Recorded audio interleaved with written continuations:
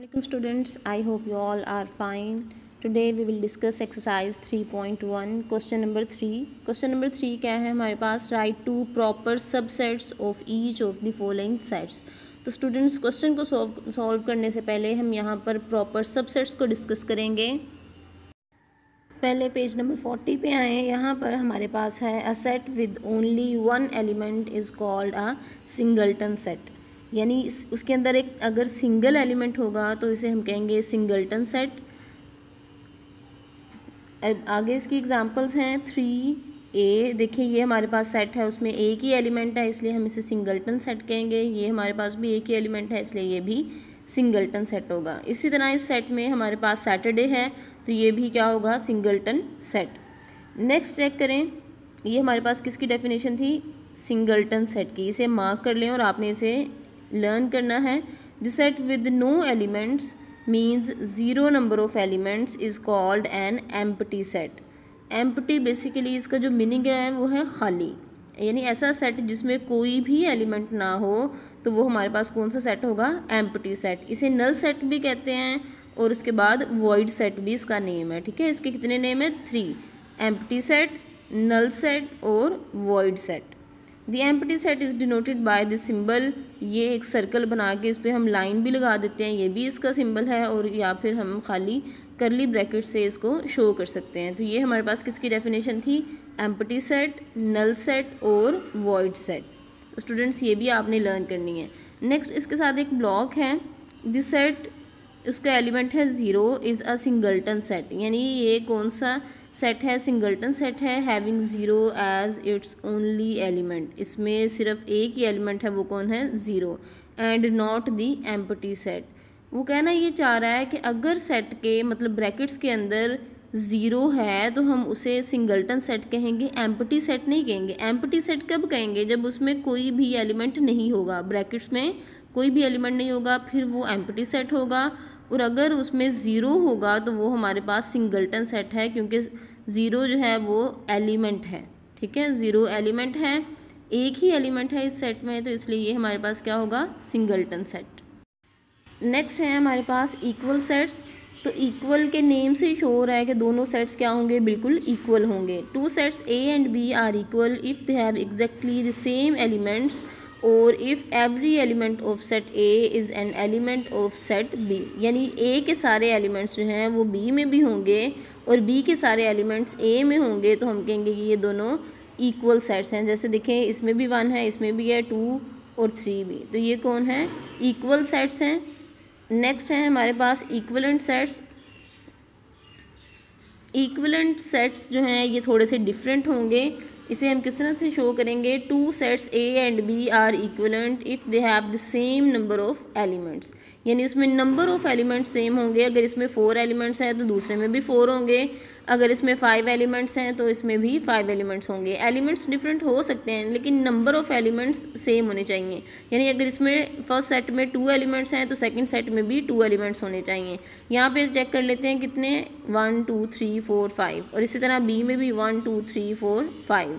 देखिए elements different हैं लेकिन नंबर ऑफ एलिमेंट्स इसके भी 5 हैं और इसके भी 5 हैं। Then A and B are equivalent sets. तो इक्विवेलेंट के लिए जो सिंबल यूज़ होता है वो हमारे पास ये है। This symbol is use to represent equivalent sets, thus we can write A is equivalent to B. देखिए वो जब ए इक्वल्स टू बी था तो हमने सिंपली इक्वल का साइन यूज़ किया है। जब इक्विवेलेंट की बात आएगी तो ये होगा A is equivalent to B. Next है सबसेट। तो स्टूडेंट्स सबसेट के लिए हम सबसे पहले एक बात जो है वो कंसिडर करते हैं कि जैसे हमारे पास होता है ना सब कॉन्टिनेंट। सब कॉन्टिनेंट का मतलब है ये हमारे पास कॉन्टिनेंट है, इसका कोई भी छोटा सा पार्ट जो है वो हमारे पास सब कॉन्टिनेंट है, यानी कॉन्टिनेंट का छोटा पार्ट। इसी तरह से ये जो सब सेट है वो एक बड़ा सा सेट होगा और फिर उसका एक छोटा सा जो पार्ट होगा वो हमारे पास क्या होगा? सबसेट। आइए इसकी डेफिनेशन को डिस्कस करते हैं।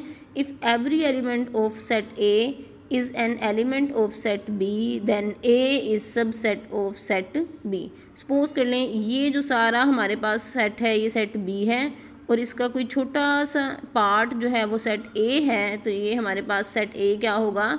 ए is subset of set B. इसका जो सिंबल है वो हमारे पास इस तरह से शो होगा। जो स्मॉलर सेट होगा उसकी साइड पे ये फेस क्लोज होगा और जो लार्जर सेट होगा उसकी साइड पे ये फेस ओपन होगा। In such case we say B is super set of B, यानी बी बड़ा है तो इसलिए हम इसको सुपर सेट कह देंगे, और ए छोटा है बी से क्योंकि ए में बी के कुछ एलिमेंट्स हैं तो इसलिए हम ए को कहेंगे ये क्या है, सबसेट। ठीक है, और सिम्बॉलिकली इसको हम इस तरह से भी लिख सकते हैं, B is super set of set A. यहाँ पे चेक कर लें, the subset of set can also be stated as A is subset of B if for all x belongs to a approaches x belongs to b। ठीक है, ये भी करना है आपने। नेक्स्ट है प्रॉपर सबसेट। प्रॉपर सबसेट और improper subset, इनकी दो बातें हैं जो आपको क्लियर कर देंगी कि कैसे एक दूसरे से डिफरेंट हैं। प्रॉपर सबसेट में हम क्या शो करेंगे कि जो हमारे पास सेट ए होगा वो सेट बी का सबसेट होगा, यानी A is smaller than B, और अगर हमारे पास कोई भी ऐसा सेट है जो बी के इक्वल है तो वो क्या होगा, इम्प्रॉपर सबसेट। आए इसको डिस्कस करते हैं।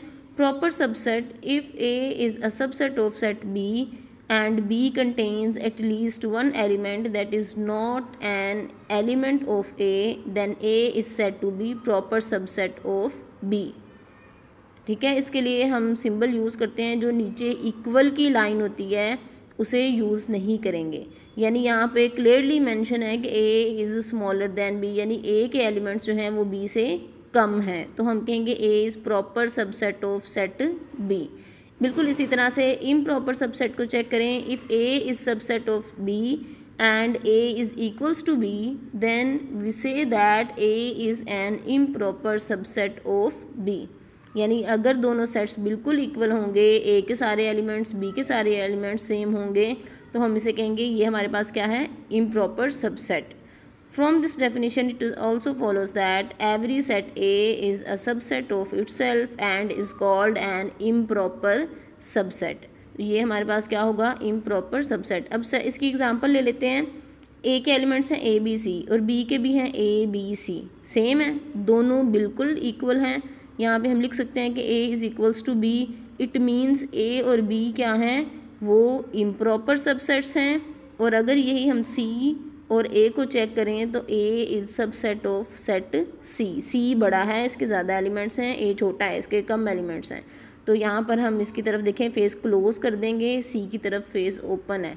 ये आपने इसको सिंबल को यूज़ करने का तरीका याद रखना है कि जो सेट बड़ा होगा, जिसके एलिमेंट्स ज़्यादा होंगे उसकी तरफ फेस ओपन होगा, और जिसके एलिमेंट्स कम होंगे उसकी तरफ फेस क्लोज होगा। ठीक है, यहाँ पे देखें A is equals to B, तो वो यही बता रहा है कि A sets A and B is an improper subset of each other। improper subset कौन से होंगे, जो इक्वल होंगे, और जो इक्वल नहीं होंगे वो हमारे पास होंगे प्रॉपर सबसेट्स। तो स्टूडेंट्स आपने ये सारी डेफिनेशंस अच्छी तरह से रिवाइज़ करनी है, लर्न करनी है, ताकि आपके कॉन्सेप्ट्स क्लियर हो सकें और आप क्वेश्चन को अच्छी तरह सॉल्व कर सकें। तो स्टूडेंट्स स्टार्ट करते हैं एक्सरसाइज 3.1। क्वेश्चन नंबर 3 हमारे पास है, write two proper subsets of each of the following sets. The first part is A B C, यानी फर्स्ट पार्ट के जो हमारे पास एलिमेंट्स हैं वो क्या हैं, A B C। इसके प्रॉपर सबसेट्स लिखने हैं। प्रॉपर सबसेट्स क्या हैं, बेसिकली वो सेट्स जो इस सेट से छोटे हों, यानी इनके कुछ एलिमेंट्स उसमें मिस हों। तो पहले हम स्टार्ट करेंगे A, दूसरे सेट में लिख देंगे B एंड C। एक बार फिर देखें, अगर फर्स्ट सेट को चेक करें तो ये एलिमेंट इसमें है, लेकिन हमारे जो गिवन सेट है उसके कुछ एलिमेंट्स इसमें से मिस हैं, यानी ये सेट ऊपर वाले सेट से छोटा है, तो इसलिए ये उसका प्रॉपर सबसेट है। इसी तरह B और C को चेक करें तो यहाँ पर A मौजूद नहीं है। अगर A लिख देते हम इसी सेट में तो ये हमारे पास बनना था इम्प्रॉपर सबसेट, लेकिन उसने प्रॉपर सबसेट्स की बात की है तो हम सेट को एज इट इज़ नहीं लिखेंगे। ठीक है, लिख हम और भी तरीके से बहुत सारे प्रॉपर सबसेट्स लिख सकते हैं, लेकिन आपने सेट को एज इट इज़ उठाकर नहीं लिखना, वो फिर रॉन्ग हो जाएगा क्योंकि वो इम्प्रॉपर सबसेट होगा। स्टूडेंट्स, अगर आपने प्रॉपर और इम्प्रॉपर सबसेट्स को अच्छी तरह से अंडरस्टैंड नहीं किया तो आप कभी भी क्वेश्चन को सॉल्व नहीं कर सकते। तो पहले इसे क्लियर करें कि प्रॉपर और इम्प्रॉपर सबसेट्स में क्या डिफरेंस है, डेफिनेशंस को अच्छी तरह रिवाइज करें, उसके बाद क्वेश्चंस को सॉल्व करें। तो नेक्स्ट हमारे पास पार्ट 2 है, इसके एलिमेंट्स हैं 0 एंड 1। तो इसके जो प्रॉपर सबसेट्स हैं वो हमारे पास क्या होंगे, 0 और फिर 1। ये हमारे पास कितने हैं, 2 प्रॉपर सबसेट्स। नेक्स्ट है सेट ऑफ नेचुरल नंबर्स। तो सेट ऑफ नेचुरल नंबर्स को हम पहले इसके एलिमेंट्स की फॉर्म में लिखते हैं 1 2 3 4 5 एंड सो ऑन। तो पहले सबसे चेक करें, हम इसके कोई भी प्रॉपर सबसेट्स लिख सकते हैं, लेकिन हम सिंपलेस्ट फॉर्म में लिखेंगे 1 2, इसी तरह से 3 4 एंड 5। नेक्स्ट है हमारे पास fourth part, set of integers. तो सेट ऑफ इंटीजर्स में हमारे पास एलिमेंट्स किस तरह से होते हैं, 0 -1 -2 सो ऑन, और इसी तरह से इस साइड पे +1 +2 एंड सो ऑन। स्टूडेंट्स अब हम यहाँ पर जब इसके प्रॉपर सबसेट्स को लिखेंगे तो स्टार्ट करेंगे -2 -1 0 और इसी तरह से 1 एंड 2। तो ये हमारे पास क्या हैं, 2 proper subsets of set of integers. Next हमारे पास है fifth part, set of rational numbers. तो रैशनल नंबर्स हमारे पास क्या हैं, जिन्हें हम इस तरह फ्रैक्शन की फॉर्म में लिख सकते हैं। तो ये हमारे पास 1 है। आप सोच रहे होंगे 1 को तो हमने फ्रैक्शन की फॉर्म में लिखा ही नहीं, तो बेटे इसका जो डिनोमिनेटर है वो ऑलरेडी 1 है। यहाँ पर भी हम डिनोमिनेटर को 1 शो कर सकते हैं और यहाँ पर भी डिनोमिनेटर को 1 शो कर सकते हैं।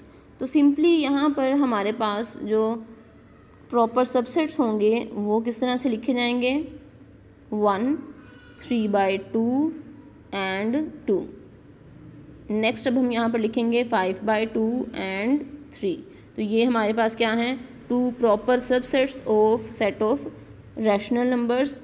नेक्स्ट है हमारे पास set of real numbers. Set of real numbers में बेसिकली हर तरह के एलिमेंट्स आ जाते हैं, चाहे वो रैशनल हैं, इररैशनल हैं, वो पॉजिटिव हैं, नेगेटिव हैं या फिर डेसिमल वाले नंबर्स हैं। तो स्टूडेंट्स यहाँ पर हम इसे किस तरह से लिखेंगे, सो ऑन -2 -1 0 1 2 √3 एंड 5.2।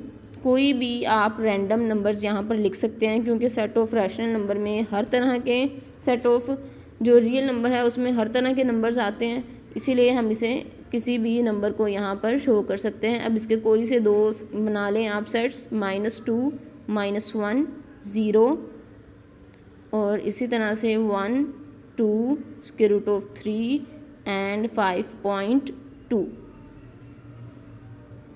नेक्स्ट हमारे पास 7th पार्ट है, x such that x belongs to the set of rational numbers and x is greater than 0 and smaller than और इक्वल्स टू 2। स्टूडेंट्स यहाँ पर हमारे पास सेट ऑफ रैशनल नंबर्स हैं और इसमें कंडीशन या लिमिट क्या लगाई है, x जो है वो 0 से बड़ा है और 2 के इक्वल भी हैं और 2 से छोटे सारे एलिमेंट्स यहाँ पर मौजूद है। तो सबसे पहले हम इसका सेट लिखेंगे। 0 से बड़े का मतलब है 0.1, उसके बाद 0.5 1 1.5 1.7 सो ऑन 2 तक इसकी लिमिट है, इसलिए हम एंड पे 2 को यहाँ पर ज़रूर लिखेंगे।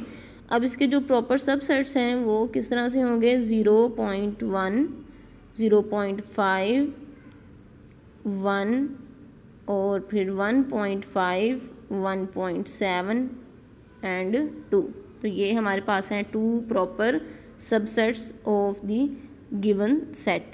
स्टूडेंट्स ये कॉन्सेप्ट थोड़ा सा डिफरेंट है और डिफ़िकल्ट भी है। अगर आपने इसको प्रॉपर अंडरस्टैंडिंग ना ली या इसकी प्रैक्टिस ना की तो आपको ये बिल्कुल भी समझ नहीं आएगा। तो आपने पहले इसकी डेफिनेशन को अच्छी तरह से लर्न करना है, अंडरस्टैंड करना है, उसके बाद क्वेश्चंस को सॉल्व करना है। और अगर आपको क्वेश्चन में कोई भी कन्फ्यूजन हो तो वीडियो को थोड़ा सा बैक जाके थोड़ा सा रिवर्स करके आप उसको देख सकते हैं।